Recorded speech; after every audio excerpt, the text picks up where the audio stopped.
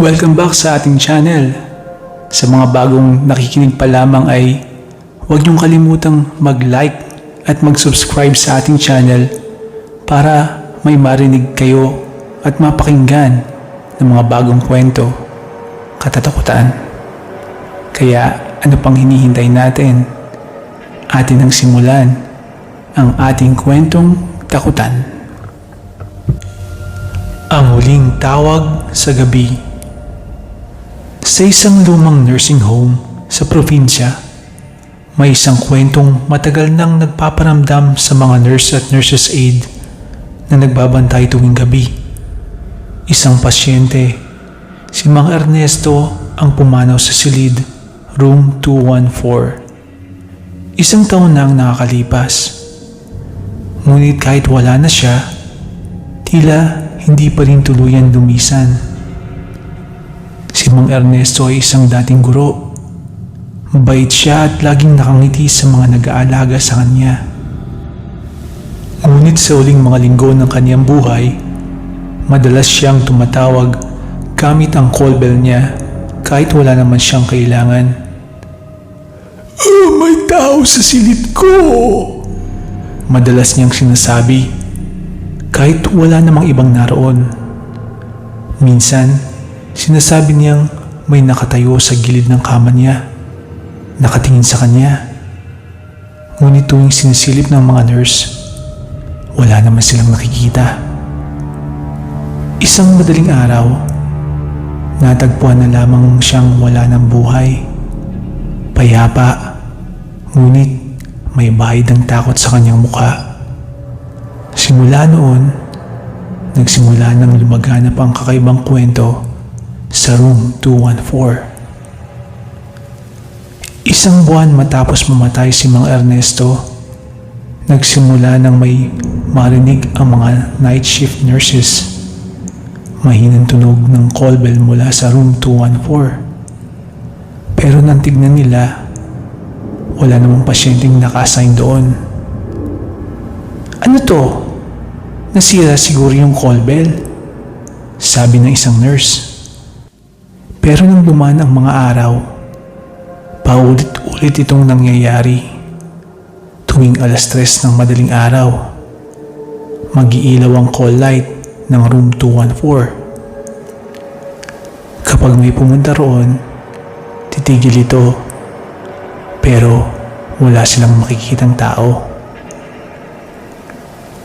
Isang gabing tahimik, si Nurse Lisa ang naka-duty. Nag-iisa siyang nag-rounds nang biglang tumunog ang call bell ng room 214. Medyo kinilabutan siya, pero naglakas loob siyang silipin ito. Pagbukas niya ng pinto, nakita niyang nakabukas ang ilaw. Biglang may malamig na simoy ng hangin na dumaan sa kanya. Napansin niyang gumagalaw ang kama. Unti-unting bumababa ang bed rail na parang may humahawak dito. Mabilis siyang lumabas at tumakbo pabalik ng station. Hindi ko kaya, nanginginig niyang sabi sa kasama niyang nurse. Mula noon, maraming staff ang nakaranas ng kakaibang pangyayari. May naririnig silang may hinang hakbang sa pasilyo. Tila may naglalakad papunta sa room 214. Minsan, may naririnig silang mahina at pabulong na tawag.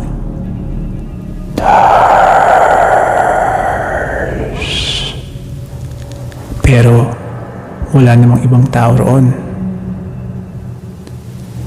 Isang bagong nurses aide, si Jenny, ang na-assign sa night shift. Hindi pa niya alam ang kwento tungkol kay Mang Ernesto. Nang tumunog ang call bell sa room 214, agad siyang naglakad papunta roon. Pagpasok niya, nagulat siya nang makita niyang nakataas ang kama. tulad ng dati noong buhay pa si Mang Ernesto. Narinig niyang parang may mahina at paos na tingin na nagsabi, "Salamat, nurse!" Napatras siya at napatili, sabay takbo palabas. Nang ikinuwento niya ito sa mga kasama niya, tinanong nila kung anong naramdaman niya. "Sobrang lamig ng kwarto. Parang may nakatayo sa tabi ko." Nanginginig niyang sagot. Simula noon, tuwing 3:00 ng madaling araw, may mga pagkakataong tumutunog pa rin ang call bell sa room 214. Kahit pinalitan na nila ang sistema, patuloy pa rin itong nagpaparamdam. Maraming nagsasabi na hindi naman masama ang presensya ni Mang Ernesto. Siguro, gusto lang niyang ipaalala na minsan may isang matandang guro na naghihintay ng kasama sa kanyang huling sandali.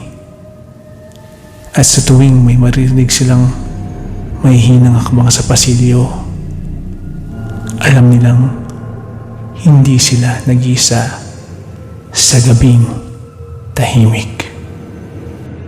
Sana po ay naibigan ninyo ang ating munting kwento tungkol kay Mang Ernesto.